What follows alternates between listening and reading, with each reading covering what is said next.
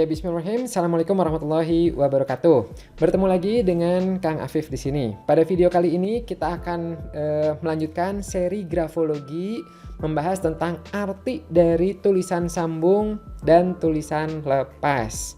Tidak itu saja, pada video ini juga saya akan membahas tentang breaks dalam tulisan tangan. Nah, tanda breaks ini maknanya cenderung negatif. Nah, sebelum masuk materi, kamu bisa sambil menyiapkan contoh tulisan tangan kamu sendiri untuk belajar. Mau tulisan sendiri boleh, mau temen boleh, mau punya saudara boleh. Silahkan saja, yang penting ada izin dari yang bersangkutan. Juga karena materi serial grafologi ini akan ada update-nya setiap hari Jumat, maka tidak ada salahnya kamu simpen tulisan tangan kamu itu atau teman-teman kamu itu untuk nanti Anda lanjutkan analisa di Jumat berikutnya. Jadi insya Allah setiap Jumat Anda akan menambah ilmu baru. Nah, seperti biasa, supaya tidak ketinggalan ketika nanti saya upload video barunya, Anda pasti udah tahu dong apa yang harus Anda lakukan, yaitu adalah pencet subscribe-nya dan pencet loncengnya. Jadi video-video baru otomatis nanti Anda akan mendapat notifikasinya. Oke, sudah dipencet?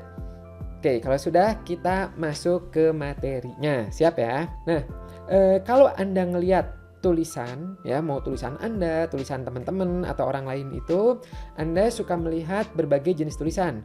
Ada yang sambung, ya nulisnya disambung, ada yang tulisannya lepas-lepas, ada yang campur sambung lepas, ada yang lepasnya ekstrim.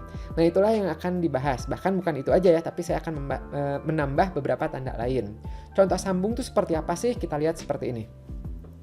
Nah, ini ya. Halo, nama saya adalah, ya. Nah, inilah contoh tulisan yang sambung mengalir. Jadi ketika nulis disambung semuanya. Nah, ada juga yang tipe tulisan lepas. Ini suka disebutnya printing, ya. Jadi contoh tulisannya itu adalah seperti ini. Kenapa ya K ke E-nya, ya, E ke N-nya, N ke A-nya itu masing-masing satu-satu. Masing-masing huruf berdiri sendiri, ya. Halo, nama saya adalah. Nah, itu adalah tipe yang satu-satu. Kalau kita ngelihat lepas dalam kurung printing, ya, printing itu adalah lepas. Nah, bagi Anda yang suka membaca buku-buku grafologi, kalau tulisannya, kalau bukunya bahasa Inggris itu disebutnya adalah printing, ya gitu, tulisan lepas. Kadang-kadang kalau bacanya buku terjemahan suka salah mengartikannya, ya gitu, suka disebutnya adalah tulisan ketik, yang diketik, yang diprint. Bukan, ya gitu. Maksud printing dalam buku bahasa Inggris itu adalah tulisan lepas. Kalau kita kadang-kadang ya suka nulisnya tulisan cetak, ya, tulisan lepas itu. Tapi bukan yang di-print, bukan. Nah, kemudian ada juga yang nulisnya itu dicampur, ya, campur sambung plus lepas. Ini suka disebutnya print script, gabungan campur dan lepas. Contohnya seperti apa? Seperti ini. Nah, ya. Halo, nama saya adalah. Tuh lihat. Hal, HAL-nya nyambung, ya. L ke L berikutnya lepas, ya. L ke O-nya itu nyambung. Nama, ya. Say, nah say-nya nyambung, kemudian ke A-nya lepas. Adalah, A-nya lepas, dalahnya nyambung, ya. Tuh. Pada suatu hari saya sedang makan siang, ya. Nah, itu campur ya. P-nya sendiri, adanya nyambung. Kemudian suatu, su-nya nyambung, ya. Kemudian ke A-nya pisah, kemudian nyambung lagi. Nah, itu adalah campur. Satu lagi ada yang lepas ekstrim. Nah, lepas ekstrim ini contohnya itu adalah seperti ini, ya. Halo, nama saya adalah, ya. Tuh, enak nggak MN, ya gitu. Jadi maksudnya adalah ekstrim di sini satu hurufnya sendiri dibikin beberapa coretan. Seperti misalnya kita lihat ini halo, H-nya jadi 2 garisan, ya. Kemudian A-nya jadi bunder garis, ya gitu. Kemudian kadang-kadang E seperti ini, ya. E lingkaran kurva garis seperti itu. Kemudian M juga ada yang 1 2 3, ya, dibikin 3 kali coretan, set gitu, ya. Ada yang bikin 2 seperti ini. Nah, ini adalah yang lepas ekstrim. Nah, tidak ini saja seperti yang tadi saya sampaikan. Di sini saya akan menambah beberapa tanda yang mungkin kamu jarang temukan dalam tulisan, ya. Yang pertama adalah sambungan yang disebutnya adalah original dan mengalir. Seperti misalnya of ya, kemudian G yang seperti itu ya, T seperti itu ya, T ke E, T ke I ya. Nah itu ya. Nah ini adalah original connection, nanti akan kita bahas. Juga ada yang sambung antar katanya itu nyambung. Jadi antara satu kata dengan kata berikutnya nyambung. Contoh misalnya ini, nama dia misalnya ya, dari nama ke A ke D-nya itu nyambung ya. Kemudian kamu suka, dari U ke S-nya itu nyambung ya. Kelas berapa, minum susu itu nyambung ya. 1, 2, kamu siapa. Nah itu ya, itu nyambung antar kata ya. Ini unik ya, mungkin kamu belum pernah menemukan tulisan seperti ini. Ada lagi yang saya yakin kamu pasti jarang banget menemukannya, yaitu yang sambungan horizontal antar huruf. Contohnya seperti ini. Nah ya, kelihatan ya, klik klik, nah klik klik, nah ini dia lurus di sininya horizontal ya. Namanya kami ya, dari A ke M-nya, malam M ke A, ini gitu. Kemudian nanti satu lagi yang akan kita bahas yaitu adalah breaks dalam tulisan tangan seperti ini. Tuh bentuknya aja udah aneh ya, kelihatan ya. Oh, ya. Y-nya seperti ini ya, L-nya seperti ini. Jadi kayak ada lepasan-lepasan tapi tidak natural ya gitu. Ini breaks dalam garisannya. Oke, nah sebelum saya membahas lebih details lagi, saya mau coba tes nih ke kamu nih ya. Coba menurutmu ini masuk tipe yang apa? Tipe yang sambung ya, yang sambung mengalir ya. Kalau ini dia tipe lepas ya, masing-masing huruf nih ya. G-nya sendiri, A-nya sendiri gitu ya. Ya ini ada nyambungnya sedikit ya. L-nya sendiri, M-nya sendiri, U-nya sendiri. Kalau yang ini, nah apa tidak dengan? Ini masuk campur ya. Apa A ke P-nya nyambung, P ke A-nya lepas ya. Tidak, ini lepas, nyambung ya. Ini nyambung, lepas, nyambung ya. Ini unik ya nulisnya gitu. Ayo coba lagi. Ini apa ini? Ini lepas ekstrim ya. K dibikin 2, E dibikin 2. Kalau T wajar ya 2 ya. M-nya liatin, sret gitu ya. G-nya juga sret gitu. Berikutnya, nah ini apa nih di bawah nih? Lepas ekstrim juga ya. M dibikin 3, 1, 2, 3 ya. 1, 2, 1, 2 ya, G-nya nih ya gitu. D-nya juga 1, 2. Kemudian satu lagi kita coba tes. Nih di atas nih. Orang, agama. Nah, itu disebutnya adalah sambung ya. Oke, kebayang ya seperti apa. Nah, untuk memudahkan ini, kita akan melihat dulu perbedaan antara sambung dan lepas yang paling umum dulu ya. Jadi, sambung dan lepas itu, ini contoh sambung ya, tadi yang orang agama itu, ini contoh yang lepas ya, yang per huruf dulu nih. Nah, sebenarnya ada banyak maknanya ya. Di sini saya akan menunjukkan 3 makna utama antara sambung dan lepas ya. Jadi kadang-kadang suka ada yang menyebutkan, oh tulisan orang zaman dulu tuh sambung-sambung, kalau anak sekarang lepas-lepas ya gitu. Nah, kita coba lihat nih apa perbedaannya. Yang sambung itu secara umum biasanya orangnya itu suka proses ya. Kalau yang lepas itu suka sesuatu yang instan. Saya suka mengambil contohnya seperti ini ya. Anda bayangkan aja, ini mah untuk ilustrasi. Anda coba bayangkan yang sambung itu misalnya orang tua ya, orang tua Anda misalnya. Yang lepas itu misalnya Anda, ini misalnya Anda masih muda nih. Kemudian Anda ingin makan nasi goreng. Biasanya apa yang dilakukan? Ya, kalau orang tua biasanya bikin sendiri ya gitu, motong sendiri, masak tomatnya dipotong ya, bumbunya diulek sendiri, masak sendiri seperti itu. Kemudian sama Anda dikasih bumbu instan, mah udah nih pakai bumbu instan aja. Biasanya mau nggak? Biasanya nggak mau ya gitu, nggak gitu. Karena apa? Salah satu cirinya itu adalah mereka menyukai proses. Nah, beda dengan yang tulisan lepas. Yang tulisan lepas itu lebih cenderung suka akan yang instan ya. Ya udah kalau bisa gampang-gampang aja ya gitu. Apakah pakai saset atau kalau nggak udah ngorder aja ya gitu. Nah, itu perbedaan pertama. Ini kelihatan juga ya dalam dunia kerja pun demikian. Biasanya yang sambung itu dia menyadari pentingnya proses ya gitu. Makanya dia akan bertahap satu demi satu. Ibaratnya mah suka nanam pohon dulu ya sampai menunggu buahnya itu muncul ya gitu. Kalau yang lepas itu ya kalau bisa yang instan ya instan. Kemudian yang kedua, jadi lebih cepat ya, yang itu lebih efektif, efisien kalau yang lepas.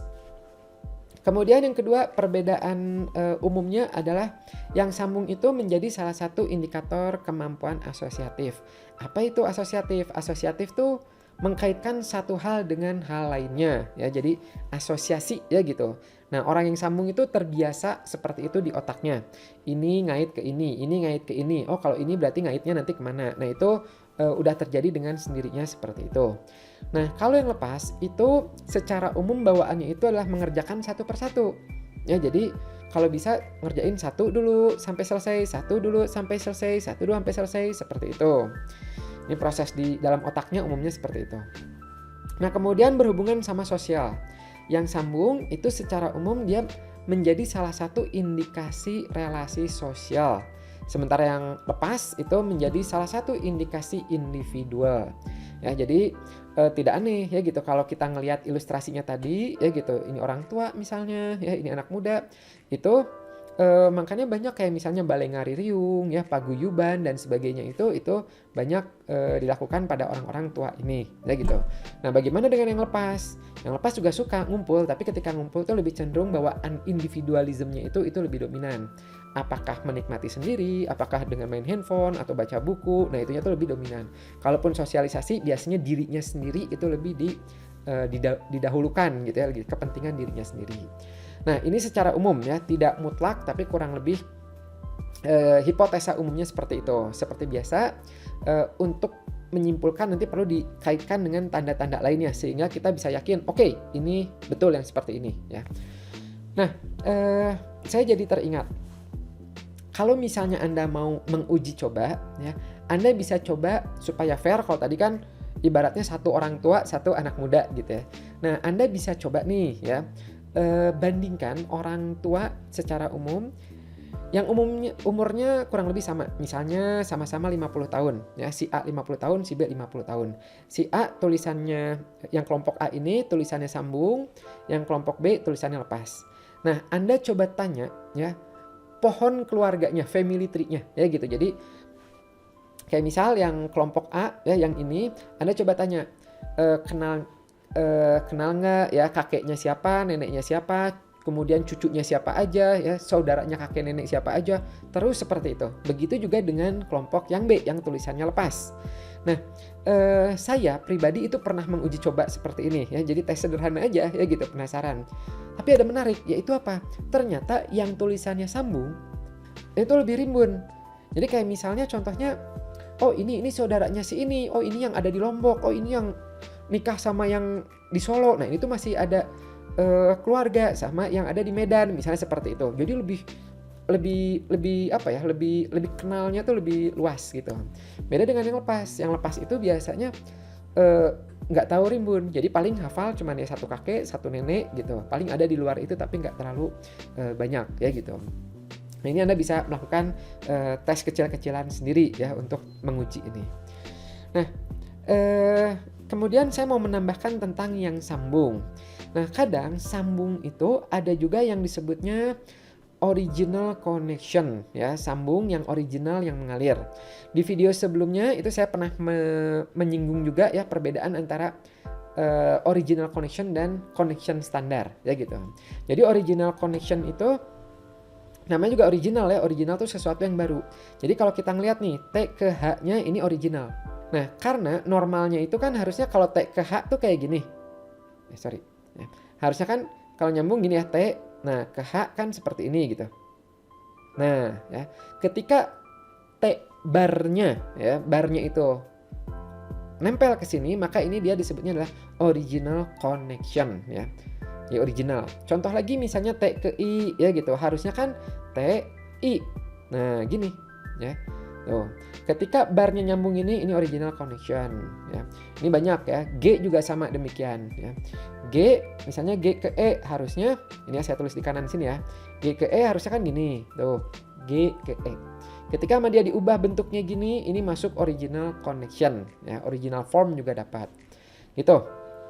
Nah, Original connection ini ya, jadi sambungannya bersifat mengalir dan original, ini maknanya positif, yaitu penulis biasanya fleksibel, nggak kaku ya, kreatif, bisa berpikir secara out of the box gitu. Terutama dalam berpikir, kemampuan mengkaitkan satu informasi dengan informasi lainnya ya, asosiatif itu biasanya cukup dominan. Ada dorongan dalam diri untuk mencoba hal-hal baru, untuk eksperimen ya gitu, untuk wah coba nih kalau gini gimana, kalau itu gimana gitu. Nah itu biasanya orang-orang seperti ini. Nah kemudian ada yang menarik. Dari berbagai sumber yang saya baca ya, meskipun grafologi ini bukan tes IQ, tapi ya yang nulisnya tipe original connection seperti ini, G-nya seperti ini ya tadi nih ya gitu. Nah, ini biasanya orangnya itu kalau di tes IQ average ke atas, pintar biasanya ya. Mungkin karena proses berpikirnya cepat ya, sehingga akhirnya dia bentuk seperti itu gitu. Jadi ini menarik ya. Ada beberapa tanda dalam tulisan tangan yang itu menjadi indikasi intelijensinya cukup baik. Tapi sekali lagi, grafologi bukan tes IQ, nggak bisa ngeluarin angka IQ ya gitu. Nah juga nggak boleh dibalik ya, ketika nggak ditemukan tanda ini, misalnya Anda lagi nganalisa teman Anda, nggak ada tulisan kayak gininya ya gitu. Oh kamu berarti IQ-nya rendah ya. Enggak ya gitu, jangan dibalik-balik seperti itu. Oke, nah kemudian kita lanjutkan ya, tambahan untuk yang tulisan lepas ya. Tadi udah dibahas ya, ada 3 perbedaan dengan tulisan sambung. Nah di sini saya mau menambahkan informasi tentang yang tulisan lepas ya. Ini lepas ya, lepas ya gitu. Nah di satu sisi ya, tuh ini juga lepas ya. Tadi kan udah ya menggambarkan 3 itu. Ini jadi juga menggambarkan individuality ya, di mana penulis cenderung menghindari keterlibatan emosi, involvement dengan orang lain. Jadi biasanya kalaupun dia sosialisasi tadi gitu ya gitu. Nah itu tuh cenderung ada kayak batasan jarak, tidak mudah untuk menampilkan emotionsnya. Apalagi kalau tulisannya tajam-tajam ya. Kalau tulisannya relatif bulat-bulat ya, itu memang intensitas emosinya tinggi, sehingga kadang-kadang suka bocor meskipun tulisannya lepas-lepas ya gitu.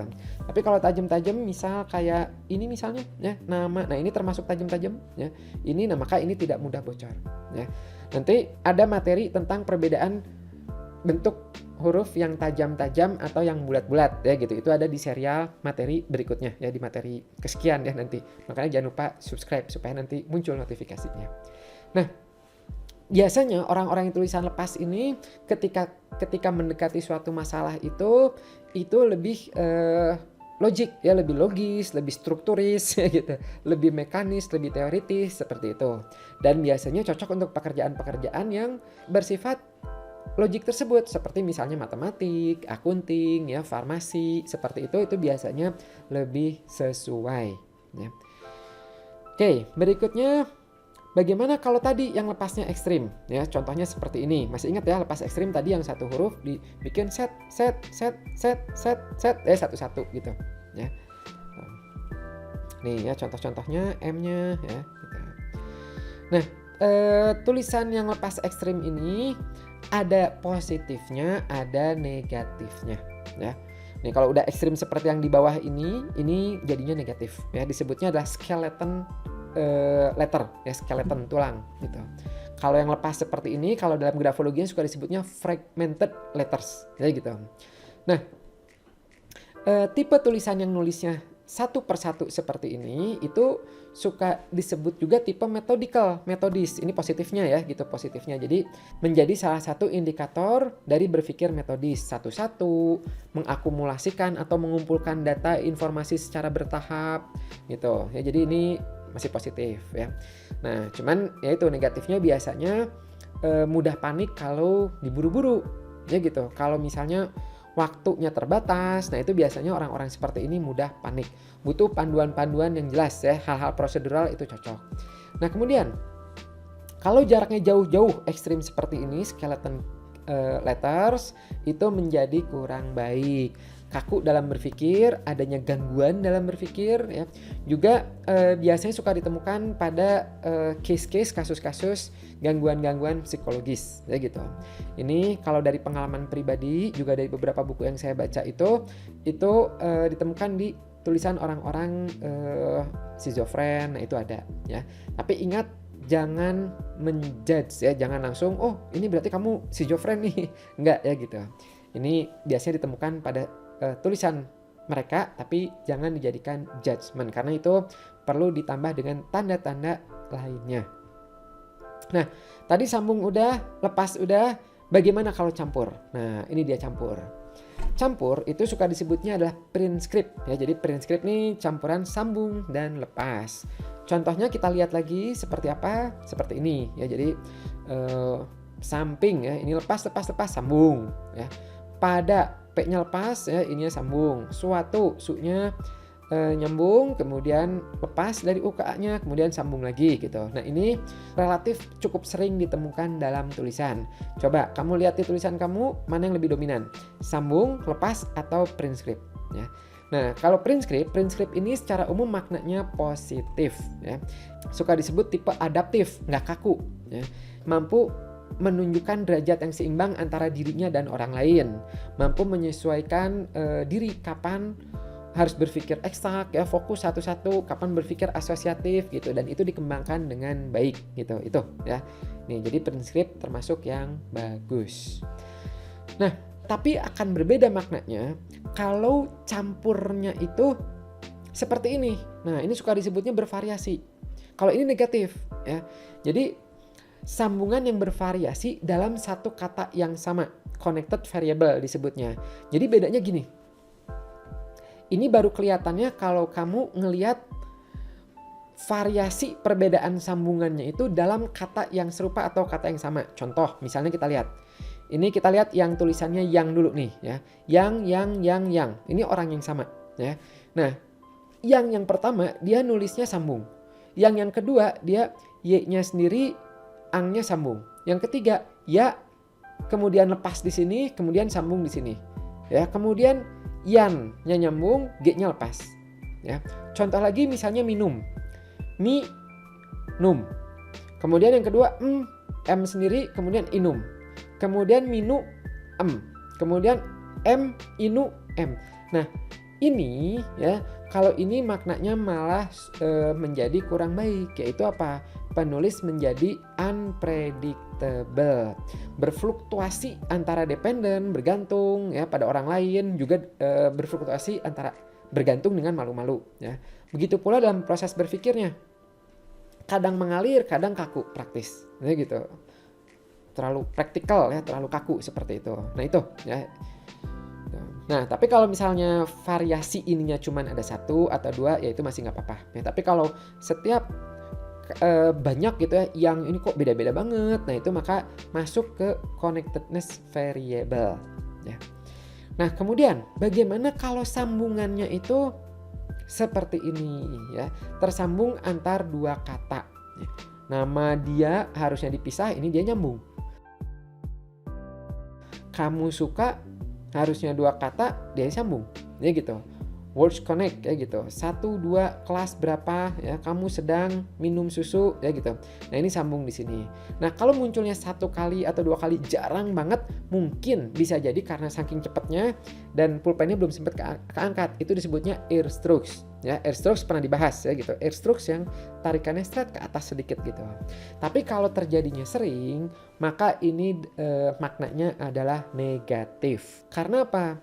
Karena gini, sambungan antara coretan di ujung kata dan awal kata berikutnya ya, itu merupakan koneksi yang tidak efisien.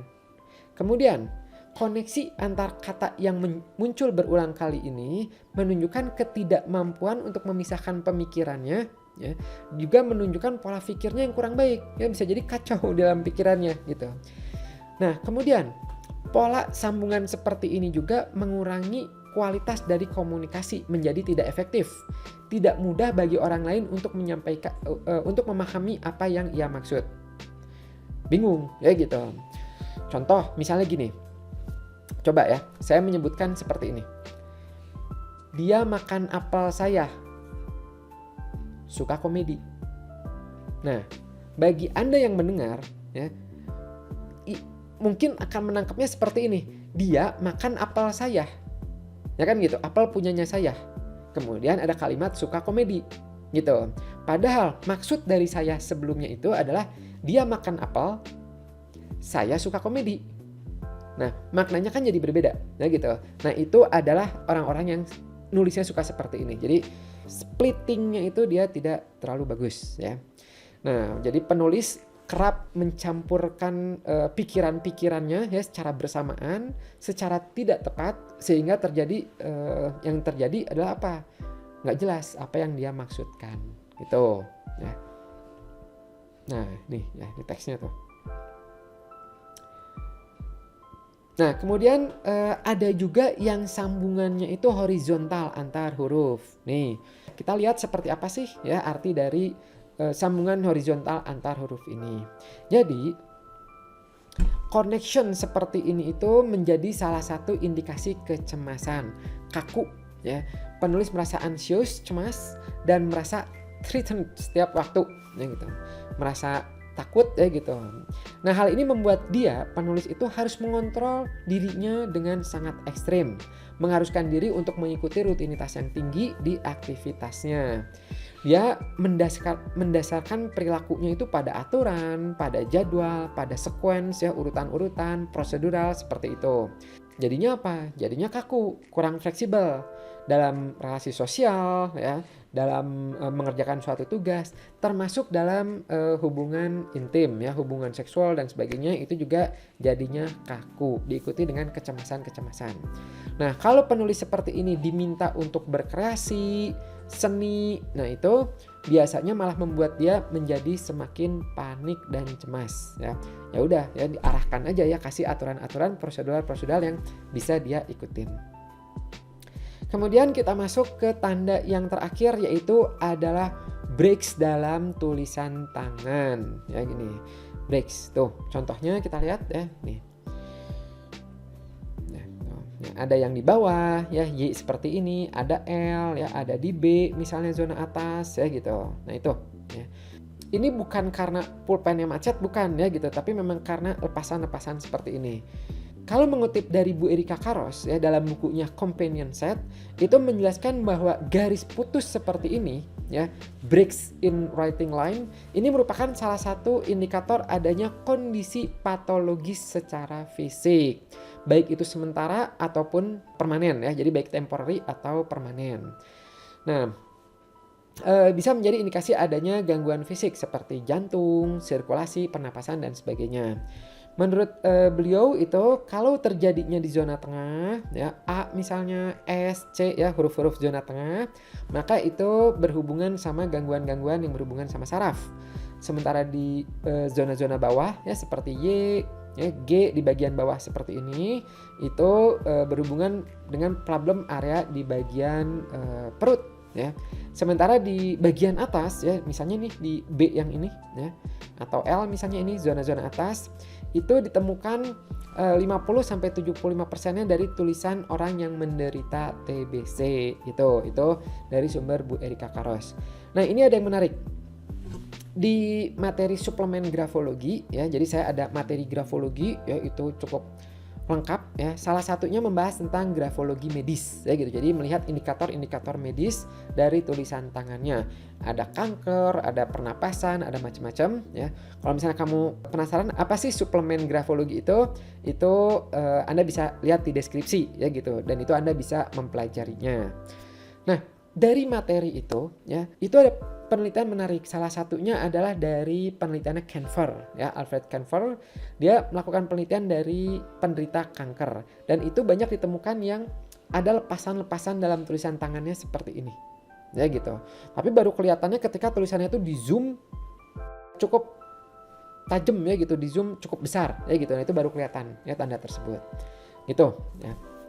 Oke, sampai sini materinya ya. Gimana Anda menemukan tanda apa aja nih di dalam tulisan yang Anda analisa? Saya harap semoga Anda menemukan tanda-tanda positifnya saja, baik itu mau yang tulisan campur atau yang sambung atau yang lepas yang maknanya positif, atau ditemukan tanda-tanda yang original connection ya, itu bagus. Di sisi lain, saya juga berharap semoga tidak ditemukan tanda-tanda negatif ya dalam tulisan yang Anda periksa. Dan insya Allah ketika 10.000 tercapai, maka saya akan men-sharing PDF materi-materi serial grafologi ini. Nanti di mana cara mendapatkan materinya? Ada di deskripsi ya, Anda baca aja ya. Terutama deskripsi playlist ya gitu. Nanti ada instruksinya dan langkah-langkahnya seperti apa. Terima kasih ya, sampai jumpa di materi berikutnya. Bye bye.